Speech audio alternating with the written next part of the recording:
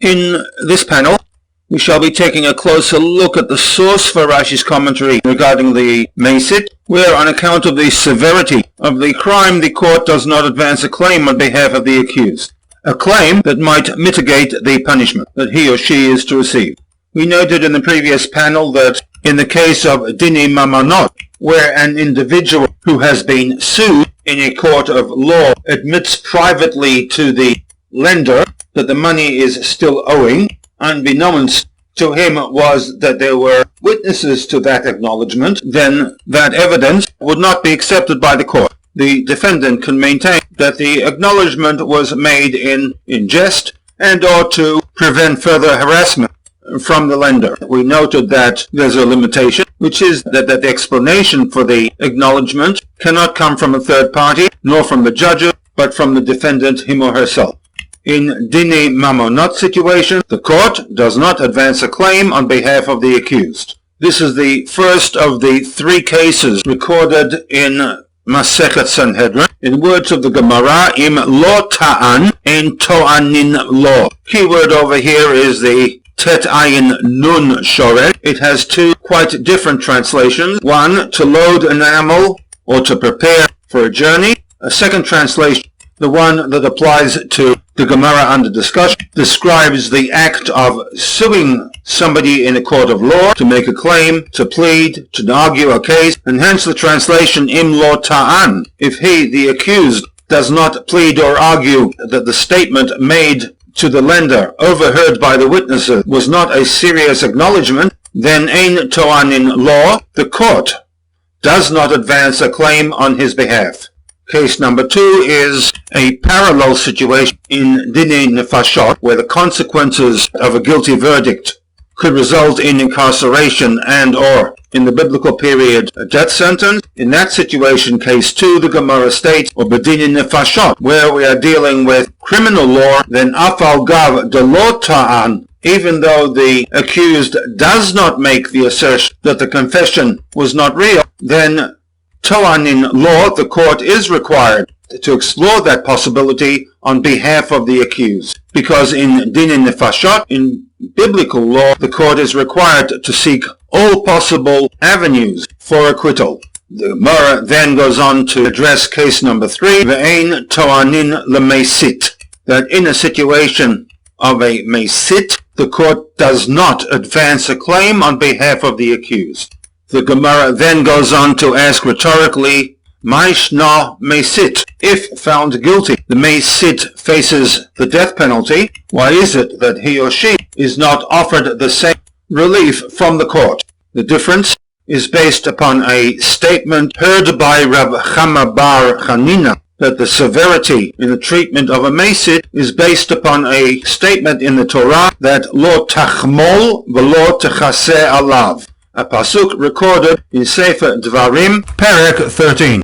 The theme of Dvarim 13 is how one deals with individuals who would promote idolatry amongst the Bnei Yisrael. The spread of idolatry can come from two directions. One, from the religious leadership that has gone astray, characterized by the Navi Sheker. The other, from family members or close friends that have been caught up in the web of idolatry.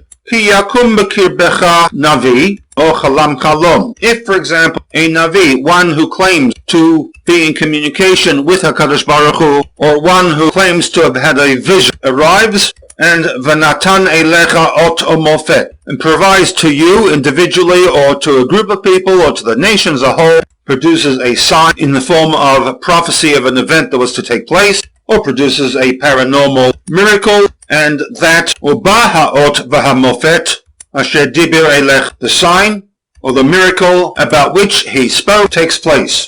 We are not talking about magic, illusion, but connectivity to spiritual out-of-world experiences. Having presented his credentials, he then incites the people, pushing them in the direction of an acceptance of Avodah Zarah forces. Nelcha acharei Elohim acherim. Let us now accept upon ourselves the worship of other gods, asher lo yadatem, gods with whom you are not familiar, gods of the pagan world. To the situation of the Navi Sheker, Moshe, speaking in the name of God, demands, Lo tishma el divrei hanavi hahu, you are not to listen, accept the suggestions of this prophet, the Navi Sheker, or el cholem hachalam hahu, or the man who claims to have had a vision. For while this individual might be connected to the spiritual forces, the paranormal, he has crossed the line in inciting the nation to reject HaKadosh Baruch Hu. Which begs the question, why would God allow such individuals to function within the community? Moshe provides a theological response, which is, Ki menaseh Hashem Elokeichem etchem. This is a test of faith that God presents to you, l'da'at, to discover hayeshchem ohavim et Hashem Elokeichem b'chol levavchem v'chol nafshechem. Are you truly committed to the concept of monotheism?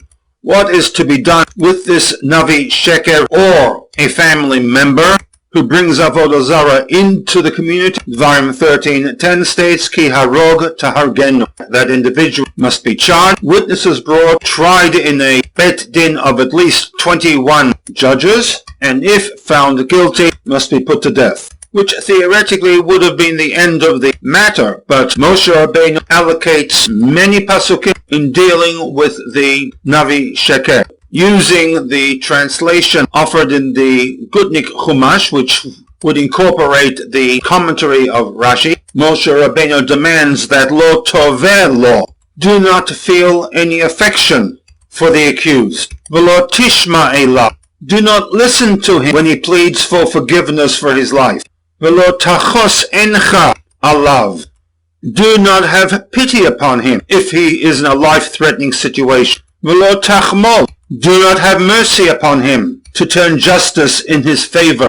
And finally, v'lo techaseh alav, do not withhold evidence that might lead to his conviction. This is the basis suggested by Rabbi Hanina for the position of the Gemara that in a situation involving a mesit, one who incites and facilitates others to worship Avodah Zarah, that the court does not advance a claim on behalf of the accused. The Gemara then will go on to link the situation of the mesit to the punishment meted out to the NACHASH of Bereshit Perek Gimel, which will be covered in the next and final panel of part 2.